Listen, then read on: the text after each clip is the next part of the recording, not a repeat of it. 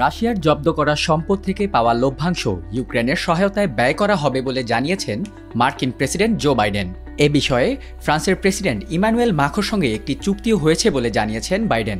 ফ্রান্সের প্যারিসে প্রেসিডেন্ট মাখোর সঙ্গে এক নৈশভোজে অংশ নেওয়ার পর সাংবাদিকদের এক প্রশ্নের জবাবে বাইডেন এ তথ্য দেন।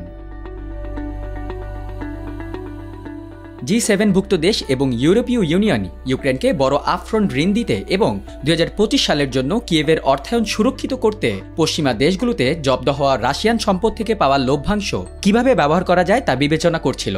সাংবাদিকরা জানতে চেয়েছেন এ বিষয়ে কোনো সিদ্ধান্ত হয়েছে কিনা। জবাবে বাইডেন এসব কথা বলেন। রাশিয়ার কেন্দ্রীয় ব্যাংকের প্রায় $281 বিলিয়ন বিশ্বব্যাপী ফ্রিজ করা হয়েছে, যার বেশিরভাগই ইইউতে। এসব সম্পদ থেকে বছরে $2.5 বিলিয়ন থেকে $3.5 বিলিয়ন লাভ পাওয়া যাচ্ছে। যুক্তরাষ্ট্র চাইছে এই মুনাফাকে একটি স্থির রাজস্ব স্ট্রিম হিসেবে ব্যবহার করতে, যা বাজারে বিনিয়োগ করে অন্তত $50 বিলিয়ন একটি বড় ঋণ ইউক্রেনকে দেওয়া সম্ভব।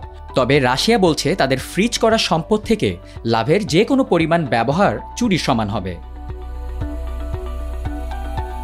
এদিকে রাশিয়ান সম্পদ থেকে লাভের অংশ সরিয়ে ফেলার সিদ্ধান্তে কিছু দেশ থেকে উদ্বেগ জানানো হয়েছে, কিন্তু মার্কিন ট্রেজারি কর্মকর্তা বলেছেন যুক্তরাষ্ট্র এবং তার G7 অংশীদাররা এ বিষয়ে আলোচনার অগ্রগতি করছে।